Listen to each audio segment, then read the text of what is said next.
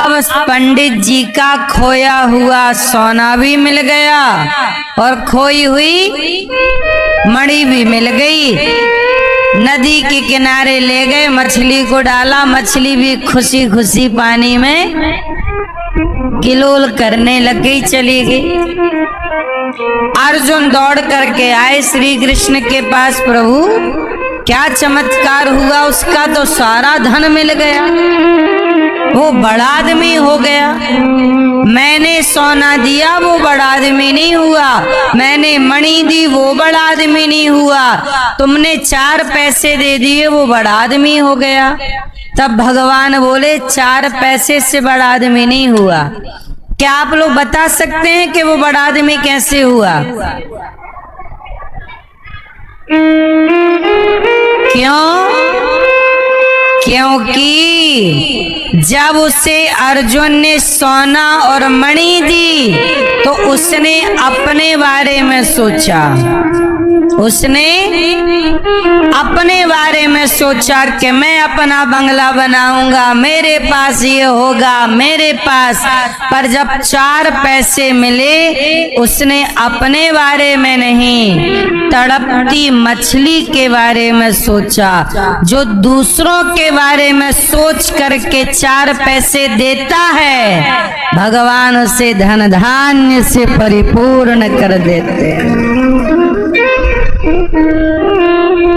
इसलिए कहता हूँ, किसी के बारे में जब आप देखते हैं कि ये दुखी है, भूखा है और मेरे द्वारा इसका पेट भर सकता है, और जब आप भरते हैं तो आपके अमीरी के दरवाजे वहीं से खुलने स्टार्ट हो जाते हैं।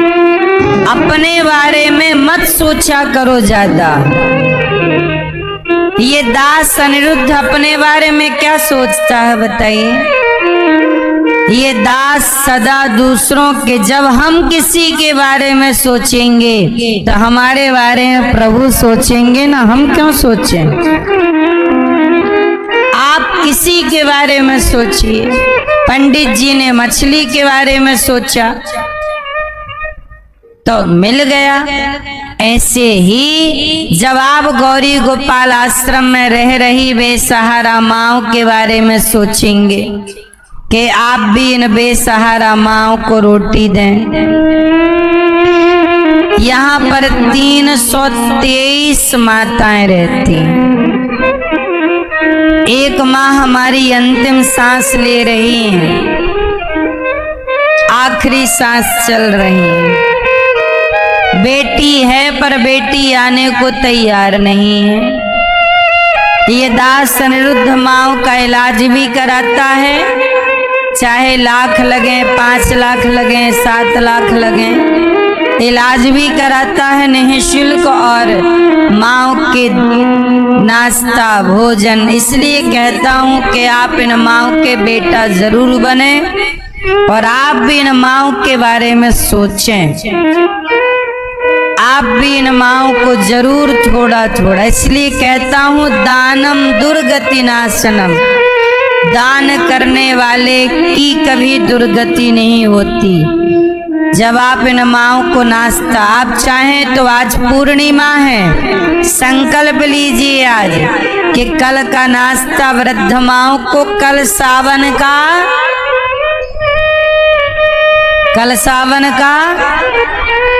तो कल सावन की शुरुआत में और आज पूर्णिमा में संकल्प लीजिए कि कल माताओं को नाश्ता आपकी ओर से होगा।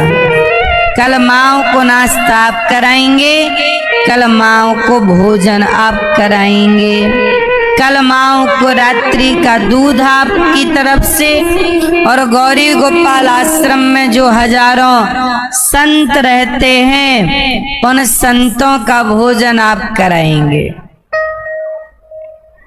गौरी गोपाल आश्रम में कौन रहता है? माताएं, और यहाँ हजारों संत भोजन करते हैं। कोई भी संत आओ, सबको भरपेट भोजन। ये देखिए संतों की सेवा। हजारों संत नित्य भोजन करते हैं यहाँ। कल का भोजन यदि आपकी ओर से बट जाए, यदि आप इस योग्य हैं, तो इस गुरु पूर्णिमा में संकल्प लीजिए कि आप भी कुछ सहयोग जरूर करेंगे और आप गौरी गोपाल की इन सेवाओं के सदस्य बनेंगे। एक राजा एक कुआं खुदवा रहा था। एक राजा क्या खुदवा रहा था? कुआं। और उस कुएं में बहुत सुंदर पानी निकल आया। अब राजा खुश के पानी अच्छा है, चलो अब इसकी चिनाई करते हैं, जुड़ाई। तो ईंट लगाना स्टार्ट कर दिया कुएं में। एक गांव का मजदूर आया और राजा साहब के चरण पकड़ के बोले कि राजा साहब, ये एक ईंट मैंने भी खरीदी है मजदूरी करके, ये मेरी एक ईंट जरा इस कुएं में लगा दो। राजा बोले कि भाई ऐसा है कि कुआं हम बनवा रहे हैं और हम बनवा लेंगे, हमारे पास आपसे लेने के लिए कोई ऐसी जरूरत है नहीं, आप आशीर्वाद दो। वो गरीब आदमी, मजदूर आदमी रोने लगा। राजा से कहा, महाराज आप तो ऐसे सैकड़ों कुएं खुदवा सकते हैं, पर मैं ठहरा गरीब, पर मेरा भी मन है कि मैं भी पुण्य करूं। मेरा भी मन होता है कि मैं भी कुआं खुदवाऊं, पर मेरा कहाँ इतना बजट कि मैं कुआं खुदवा सकता हूं। लेकिन इस कुएं में यदि मेरी एक ईंट महाराज आप लगवा देंगे, तो जब तक इस कुएं का पानी लोग पीते रहेंगे, तो एक ईंट मेरी लगी है, इस बात का पुण्य भी मुझे मिलता रहेगा। चाहे मैं रहूं या मैं ना रहूं, ना रहने पर भी मेरा पुण्य मुझे मिलता रहेगा। है ना मेरी माँ?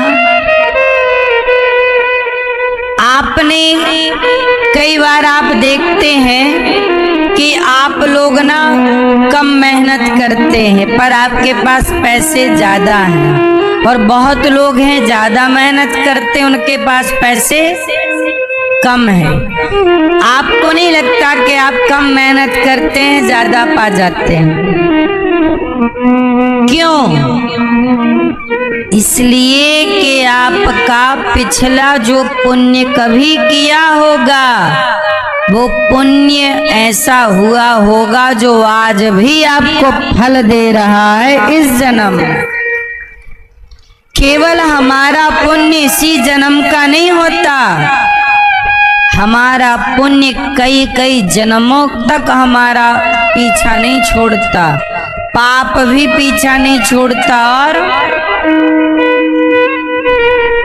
इसलिए कहता हूं कि एक ईंट महाराज आप मेरी भी इस कुएं में लगवा लो, ताकि मैं मर जाऊं तो भी मुझे इस ईंट का एक पुण्य। ऐसे ही गौरी गोपाल आश्रम की सेवाओं के आप सदस्य बन जाइए, माताओं की रोटी के सदस्य, संतों के भोजन के सदस्य। सदस्य क्या है कि आपकी तरफ से कुछ रोटियां, 1 रोटी, 5 रोटी, कुछ रोटियां पर डे बटती रहेंगी। आप 3 साल के सदस्य बनना चाहें, 5 साल के, 11 साल के या आजीवन, 1 रोटी की सदस्यता लीजिए कि सारी जिंदगी 1 रोटी आपकी ओर से सदा गौरी गोपाल में बढ़ती रहेगी, माताओं को या संतों को। तो आप भी गौरी गोपाल आश्रम के सदस्य हो सकते हैं। चाहे आप 3-5 वर्ष के हो जाइए या 11 वर्ष के या आजीवन, जो आपसे बने आप सहभागी जरूर बनिएगा। गौरी गोपाल आश्रम में आप चाहें तो बेसहारा माँओं का सहारा बने, आप चाहें तो अखंड रसोई से जुड़े। अब देखो हमारी एक माँ यहाँ पर आई है, परिचय मैं आपको माँ से करा ही दूं कि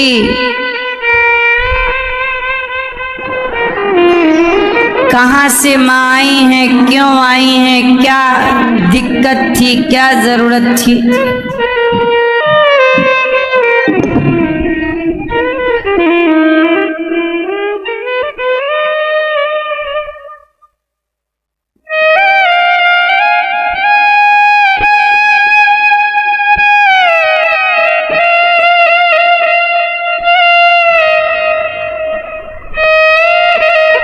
अब ये देखिए हमारी माँ गौरी गोपाल आश्रम में सैकड़ों माएँ हैं। हमारी ये वो माँ हैं जो हमसे बहुत प्रेम करती हैं। आप सभी माएँ हमसे बहुत प्रेम करती हैं। ये माँ भी हमसे बहुत प्रेम करती हैं।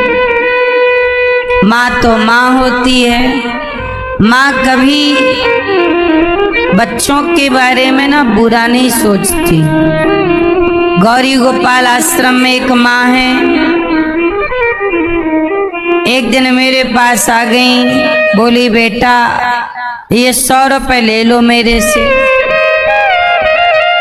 और जरा 100 रुपए का नमक खरीद करके आज की दाल में डलवा देना। मैंने कहा माँ क्या बात है, आज खुश हो? बोले महाराज जी बेटा मेरे को कहा बेटा आज मेरे बेटे का जन्मदिन है। देखिए जिस बेटे ने माँ को घर से निकाल दिया है वो माँ भी 100 रुपए का नमक बटवा कर बेटे के नाम का जन्मदिन मना रही है। बेटे की दुआएं कमा रही है कि मेरा बेटा भले मुझे निकाल चुका है पर वो खुश रहे। माँ की दुआएं कभी खाली नहीं जाती। पुत्र पूत कपूत हो सकता है पर माता कभी कुमाता। इसलिए आप सबसे मेरी विनती है अपनी अपनी माँओं का ख्याल रखिएगा। किसी माँ को वृद्धाश्रम आना ना पड़े। जिन बच्चों ने माँ को निकाल दिया है वो माएँ भी बेटा तुम्हारे नाम का जन्मदिन माँ यहाँ मनाती है और तुम्हारी खुशी की कामना करती है, जबकि तुमने उन्हें हाथ पकड़ के घर से निकाल दिया। तुमने बुढ़ापे में एक रोटी नहीं दी, गिलास भर पानी नहीं दिया, पर वो माँ भी तुम्हारी खुशी की कामना करती है। ये होती है माँ।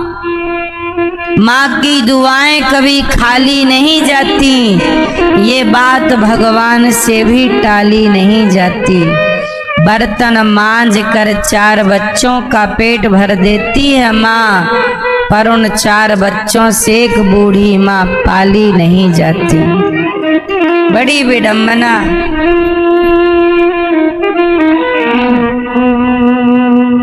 माँ की दुआ कभी खाली, इसलिए कहता हूँ कि माँ की दुआओं के छाया में रहा करो, दुआएं लेते रहा करो। आशीर्वाद माँ का फ्री में मिलता है, क्या बुराई है, लेते रहो।